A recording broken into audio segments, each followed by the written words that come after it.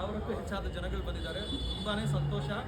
ಇದು ಅವನ ಜ್ಯೋತಿ ಇಕ್ಕೋವಾಗ ಒಂದು 6 ತಿಂಗಳ ಮುಂಚೆನೇ ಹೇಳಿದ್ದೀವಿ, ಯಾರು ಮದುವೆ ಆಗಿಲ್ಲ, ಮದುವೆ ಆಗಿ ಯಾರು ಮಕ್ಕಳಾಗಿಲ್ಲ, ಈ ಜ್ಯೋತಿನ ಬಂದು ತಗೋಬೋದು. ಅದು ಪೌರ್ಣಮಿನ நடிச்சுக்கொண்டு நம்ம ஃப்ரெண்டு பிரபாகரன் ஒருத்தர் இருந்தார். அவர் சொன்னார் எனக்கு நம்மளை பார்த்து ஒரு 2 ஊரில் ஆரம்பிச்சிருக்காங்க.